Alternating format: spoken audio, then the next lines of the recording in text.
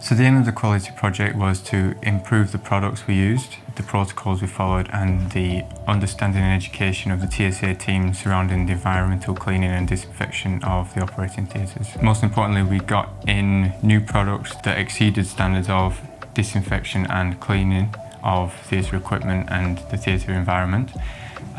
We also improved our understanding and education surrounding different infection levels. So now the TSA team have specific protocols, specific procedures and products to use for different risk levels.